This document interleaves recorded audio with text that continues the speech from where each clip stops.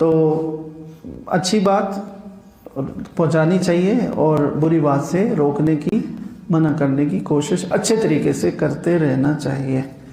اسی کے برے کام سے روکنے کا یہ مطلب نہیں ہے کہ آدمی کوئی لاٹھی مار دے اس کے سر پر اور گالی دے کر اس کو کہے، نہیں، اس کو بتا دے کہ یہ منع ہے، دیکھیں بھائی یہ شریعت میں منع ہے، گناہ ہے، آپ اور ہم سب مسلمان ہیں، تو یہ سخت اس کا وبال آپ پر بھی، ہم پر بھی، سب پر ہوگا۔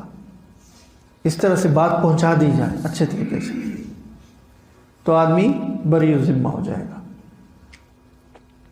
تو یہ بہت ہی اہم پھر لمحہ فکریہ اس آیت میں فرمایا، عجیب الفاظ ہیں، وَاتَّقُوا فِتْنَةً لَا تُصِيبَنَّ الَّذِينَ ظَلَمُوا مِنْكُمْ خَاصَّةً۔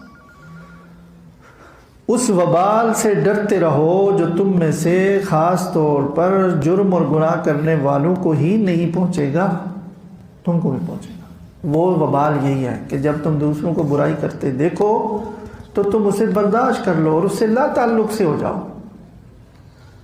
جیسے یہ ماحول بنتا چلا جا رہا ہے، بلکہ اب اس کی باقاعدہ اس کی ذہن سازی ہو رہی ہے، تبلیغ ہو رہی ہے کہ اپنا کام کرو، یہ تم خدائی فوجدار کی طرف سے بن گئے، سب کو برائی سے روکنے پر ڈنڈا لے کر کھڑے ہو گئے۔ باطل کی طرف سے تبلیغ ہو رہی ہے نیکی سے روکنے کی، اور یہ آج سے نہیں ہے، شروع سے ہے۔ قرآن جب نازل ہو رہا تھا اس وقت بھی تھا۔ قرآن کریم میں اللہ تعالیٰ نے فرمایا ہے کہ کچھ لوگ ہیں جو نیکی سے روکتے ہیں، برائی کے حکم دیتے ہیں۔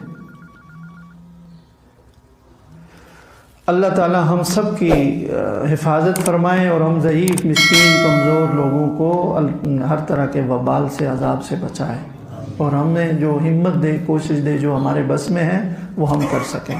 وَاعْلَمُوا، جان لو کہ اللہ تعالیٰ سخت پاداش کرنے والا ہے، سخت سزا دینے والا ہے، یعنی یہ جو گناہ ہے نا، ان کی جو پاداش، یعنی ان کا جو نتیجہ، ان کا جو لازمی اثر اور رزلٹ ہے، وہ شدت سے اللہ اس کو پورا کرتے ہیں، اس کے اندر رکاوٹ نہیں ڈالتے ہیں۔ اس میں رکاوٹ آتی ہے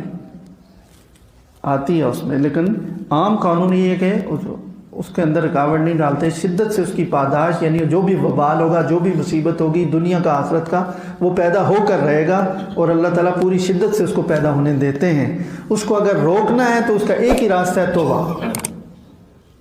ایک حل یہ ہوتا ہے، ذاتی گناہ ہیں، کچھ بول چکے، ہر گناہ کا وبال تو ہے، اسی لیے فرمایا کہ زیادہ سے زیادہ استغفار کرتے رہنا چاہیے وبال سے بچنے کے لیے۔